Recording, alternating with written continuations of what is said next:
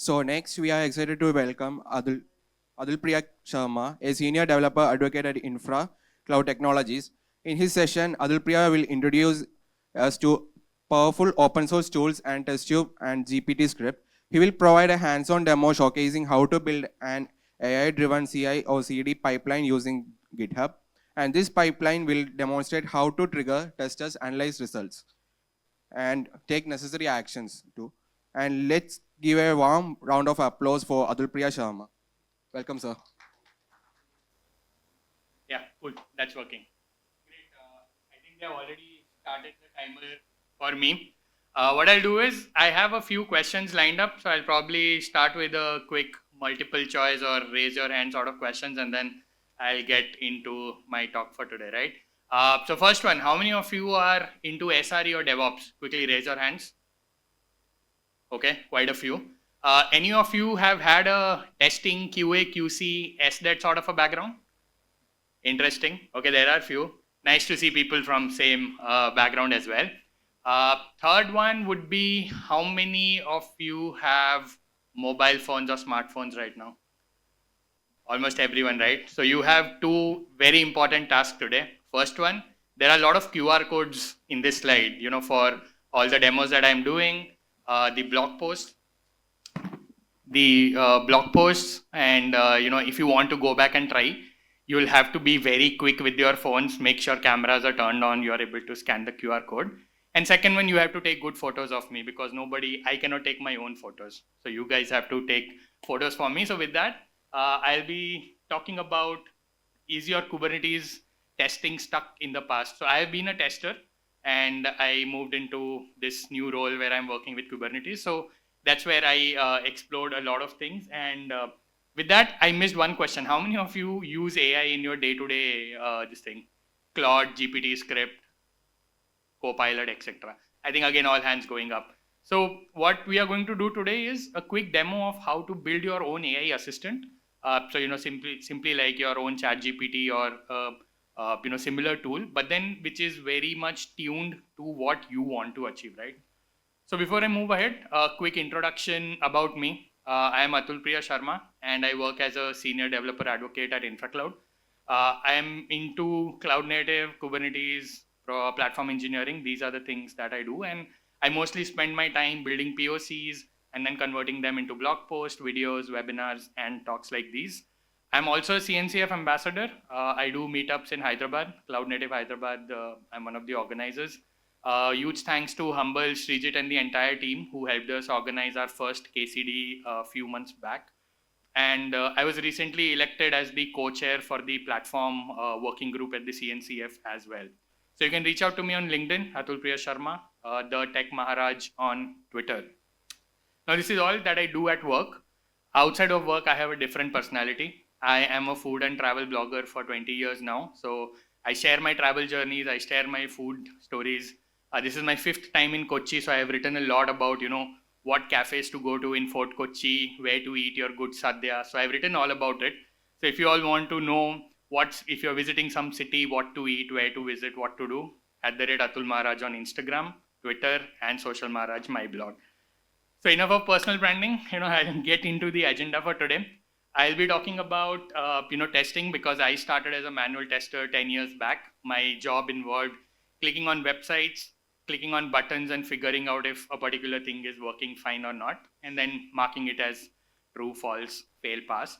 And then we'll look at issues into testing with Kubernetes. What are the challenges that is faced? How AI can help. And then I'll introduce you to two open source tools. One is Testkube, other one is GPTScript. And I am contributors to both of them in terms of I build POCs, I build samples for both these tools. So if you go to the repo, you will most likely find some example that I have done for them. And today is one of the examples that I would be showing. We'll have a demo, and if time permits, we will have a question as well. So all set with the agenda, right? Let's get started. So let's talk food. How many of you are not from Kerala over here? Okay, few hands. So all those people who are not from Kerala, this is a very popular dish here called put or puttu. It is made from rice flour. So you take rice flour, you take coconut, grated coconut, and then you make layers of it. So you have rice flour, you have coconut rice flour, you keep adding layers of it. And then there is a very specific tool to build this dish. So you see it in a cylindrical shape. It's a very cylindrical tool which you put it on your typical pressure cooker at home. So you stuff all these things, you make a layer, you put it on pressure cooker, it cooks in steam, and then you have this wonderful looking dish in front of you. It tastes absolutely good. So if you are not from Kerala, make sure you spend some time to try puttu somewhere. You have it with that chana curry or kadla curry as they call, or you can have it with chicken stew or everything else. And now my mouth is watering. So yeah, why did I get this puttu analogy here? So if you see that, typical software development process is also a layered approach. There are a lot of steps involved in it. So you typically start with requirement gathering phase, and then you get into the design phase, then you get into coding, then you get into unit testing, system integration system, and then production. And this entire thing is part of a cycle, your DevOps cycle or your MLOps cycle. And that cylindrical tool is what the cycle is and what defines all these steps. So today we are focusing on one layer of one layer of DevOps, which is testing.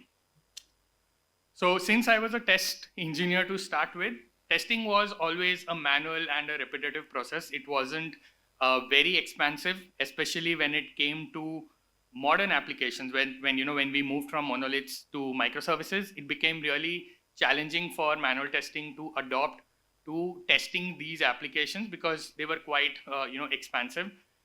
They were not enabled to handle rapid changes in the application. So nowadays, if you see, since we have microservices now, your applications change very rapidly. Teams are working on independent microservices, a lot of changes are happening.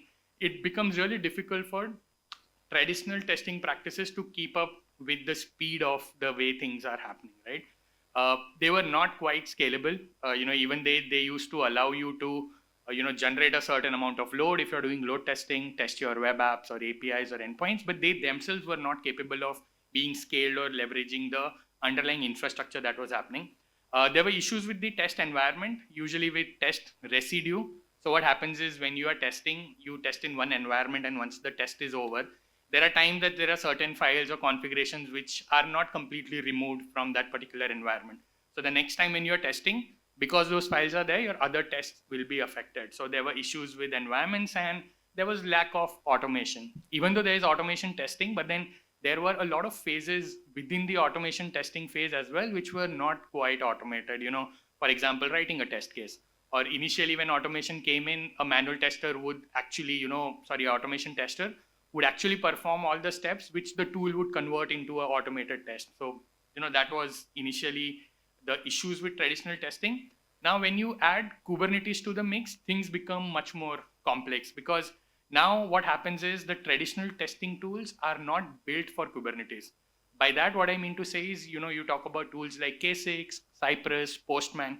These tools can test any type of application, perform different types of testing, but they natively cannot take advantage of Kubernetes. So if you are doing anything on Kubernetes, it has its own inherent ability with scaling, high availability, fault tolerance. Your testing tools cannot take advantage of that because they are not built for testing. Because of that, what happens is they are not able to utilize the resources properly because they are not built for Kubernetes. Managing complex test workflows is another challenge because now in Kubernetes, especially when you get into microservices, you have a lot of different pods which might be running on different clusters. You have different networks in between which are connecting them. There are different authentication rules, firewalls in between. So the entire workflow is quite difficult for any testing tool to handle an end-to-end test workflow.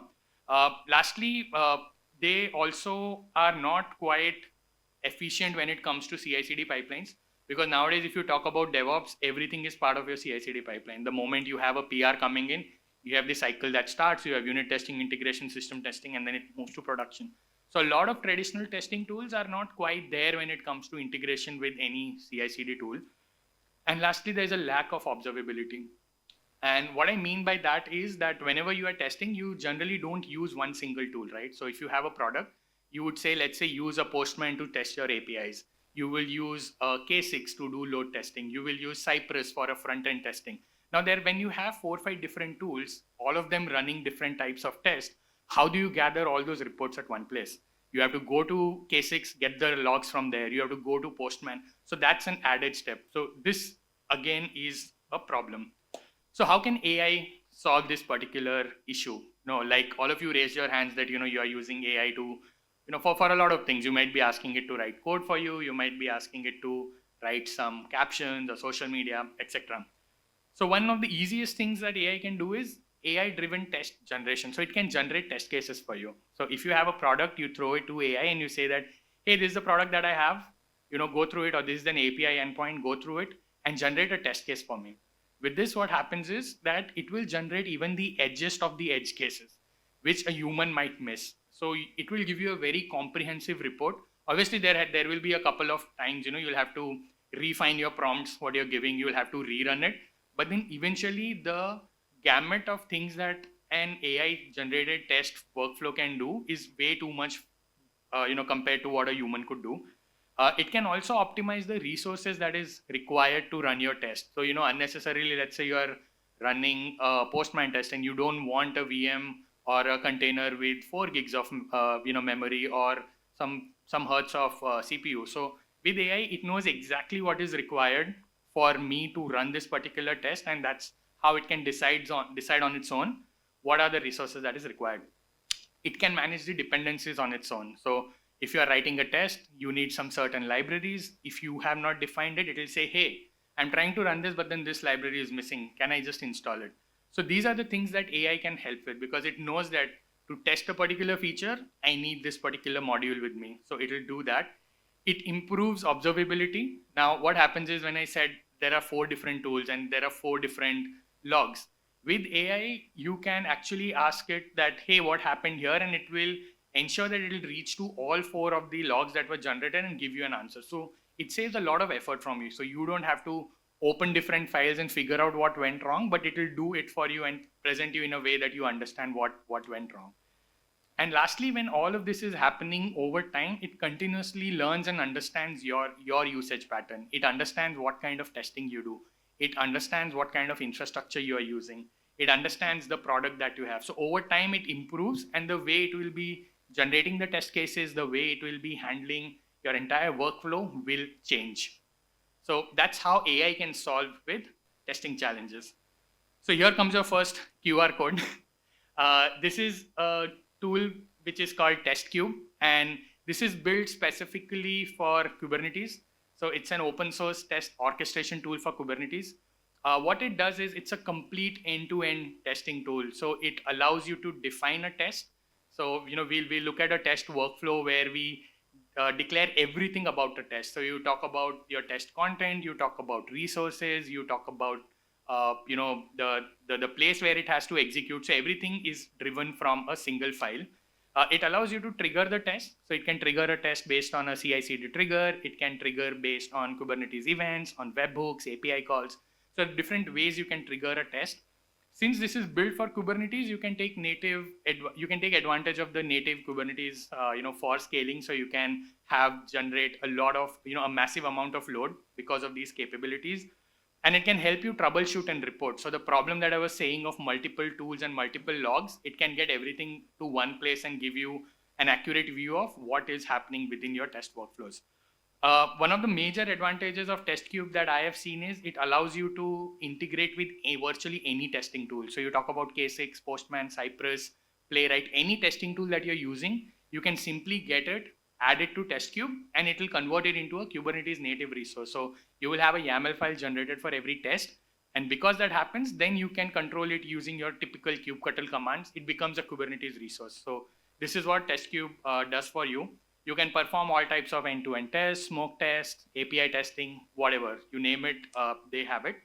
And it has very good integration with CI/CD pipelines, GitHub Actions, Jenkins. So you can easily integrate Testkube to your pipelines, where it can run, it can execute the tests on your Kubernetes cluster, taking care of the security aspects, and also whatever testing tool you give it, to execute.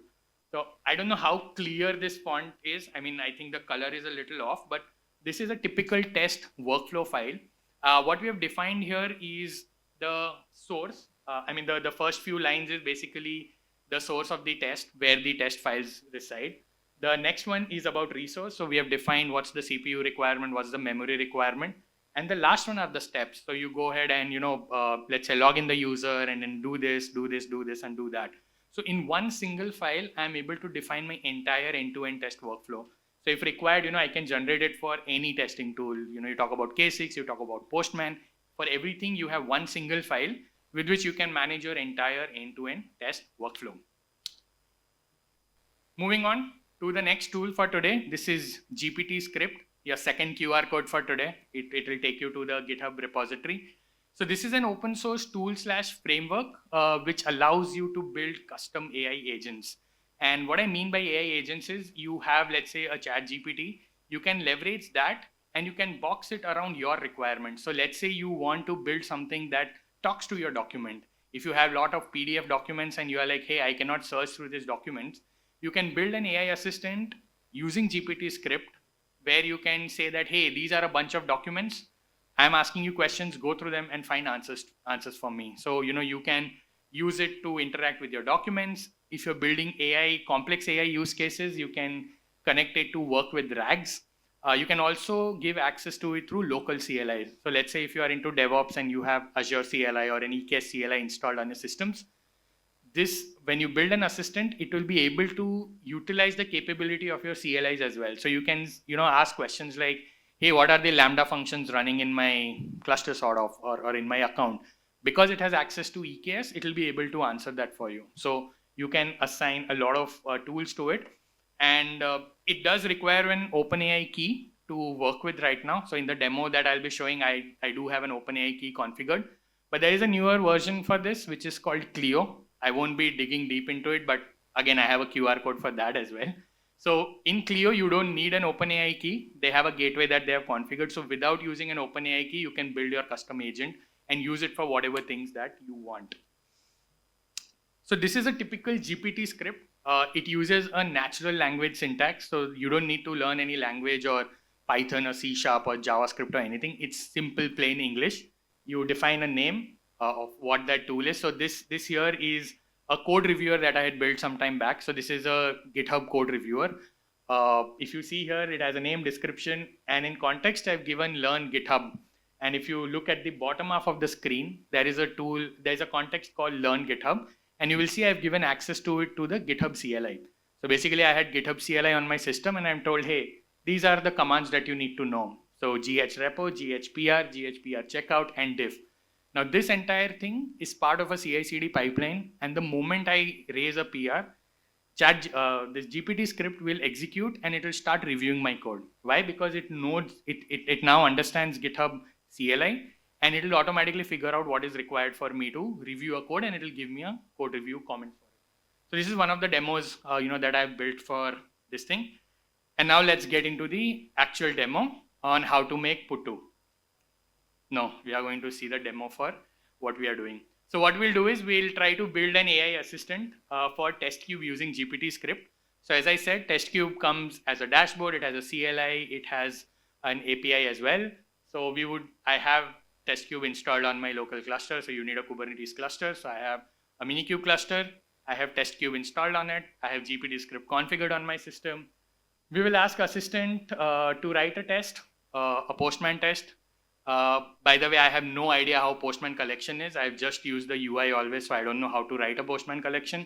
So we'll see how GPTScript can do it for us. We'll modify the app. We'll ask assistant to figure out why the hell the test failed, and we'll ask it to fix it as well. So this is what we'll be doing in the demo right now. I hope the demo works. In case it doesn't work, I have the video in place, so I can show it to you via the video as well. So yeah, here's the screen, and here's the GPT script that I have written. So I'll just quickly show you what is here. So is it visible? The font size? No. A little more. I wish they gave multiple monitors over here because I cannot see anything in this now. Anyways, I hope it would be visible now. So this is a typical GPT script that we have written for building a Testkube assistant. So you see name, description. What you need to understand here is the context. That is line number 3. So there is learn Testkube and learn kubectl. So these are the two CLI that I'm passing to my assistant that, hey, these are the two things that you need to know to do the task that I'm going to ask you. If I scroll down, line number 7, 10, 11, this is where I've just defined the rules. So I'm telling it, hey, the latest workflow specifications are at that particular website. Use the Testkube CLI, use the kubectl CLI, do whatever I ask, and give me the answer. And at the bottom, I have given it access to the Testkube CLI. So you have Testkube create workflow, Testkube run. And similarly, I've given it access to kubectl as well. So this is my AI assistant for Testkube. And what this will be doing is, it'll work with kubectl, it'll work with Testkube as well. So let us look here, and to start, we'll just say GPTScript testkube.gpt. So GPTScript is the binary that's installed, and this is how the assistant greets me. Hey, I know I want to assist you with Testkube. Are you looking to create whatever? This is what it has given. So I'm going to ask it that, tell me what. Also, I'm very bad at typing. I do a lot of spelling mistakes, so please ignore that.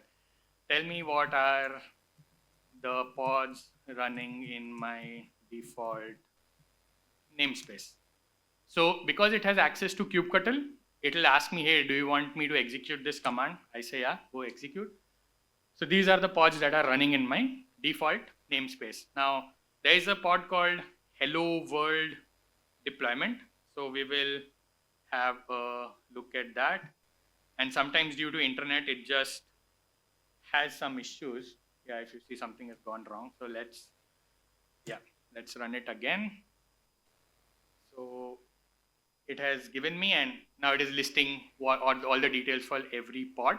And then I'll ask list all the services in my default namespace. So now it'll go and check what are the default, these are the services that are running in my cluster. Now what I'll ask it to do is, I'll say, run a curl command from curl temp pod, that's one of the pods, to validate the response from hello world deployment. So what this basically will do is, in Kubernetes, what happens, all the pods are interconnected on the same network. So what I'm trying to do here is, from a curl pod, if you saw there was a pod here, I'm asking it, make a curl, okay, it's quite fast, make a curl request to your,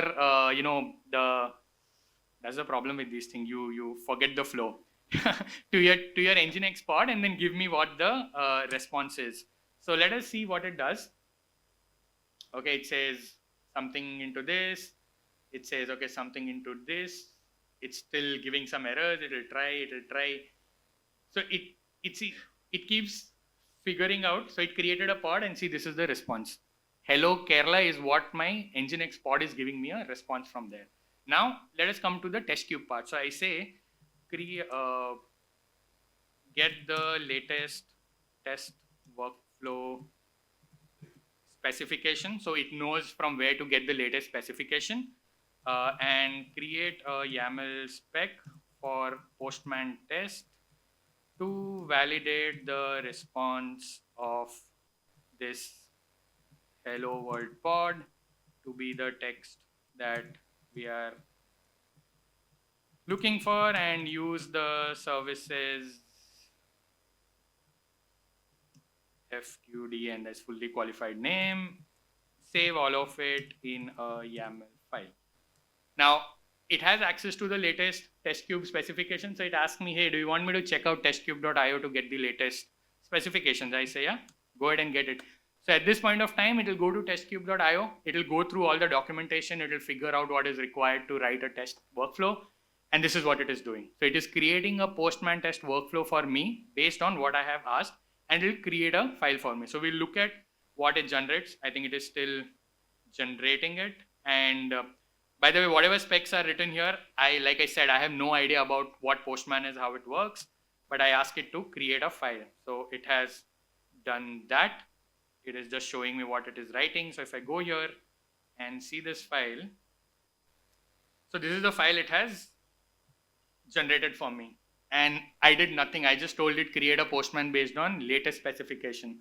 So if you scroll down, it is using the hello world service.default.svc. It knows what is the default path to go to a Kubernetes service. And at the bottom, it is testing that the response has to be hello Kerala. So this is a workflow that is with me. And now I'll say you go ahead and create a test workflow. I'll say create a test workflow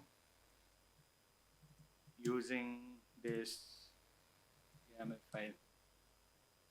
So now it knows, because it has access to Testkube CLI, it will create a test workflow. So it knows, it says Testkube create test workflow. So it is going and creating a test workflow by providing the YAML file that I've given here. And what I'll do is I'll quickly move to the Testkube dashboard. I think I'll have to zoom into this as well. Yeah. So if you see here, Postman hello world validation, this is the test workflow it just created, and I'll come here and say run this test workflow. Don't watch it, I'm just saying just run it, because what happens is sometimes it will wait endlessly for the test workflow to finish. So it is running the test workflow. I come back to my dashboard. So this is the dashboard for Testkube. You can install it, and here it is. The test that it wrote, it has successfully completed. The response was hello Kerala, and the test was done. Now what I'll do is I still have 1 minute, so I can show you the actual use case that I wanted to show. What image is the hello world pod using? So because it has access to kubectl, it can clearly tell me that, hey, it is using Atul InfraCloud Hello World v1. So I'll say update the image to the latest tag. So basically there are two versions of it, and the newer version, so it has updated the deployment of the image at the deployment. Now the image has changed, right? Now let us go ahead and ask it to run the Postman workflow again. So I'm asking it to rerun the flow because now the image has changed. Now let us see what happens. So let me go here to the workflow and let me go to executions. The test is executing, and if everything goes correctly, this test case should fail, but I don't know why it passed. So that's the problem over here. So ideally what it was supposed to do in this case was, yeah, thanks for that. Thanks for saving me. So I'll get here and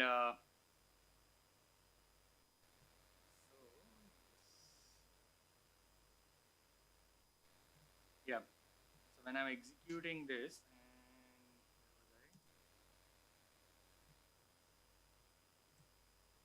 yeah. So ideally what happened in this case was when I changed the image internally, instead of hello world, it would show hello Kerala, right? So now your actual test case should fail, which the earlier one it had written.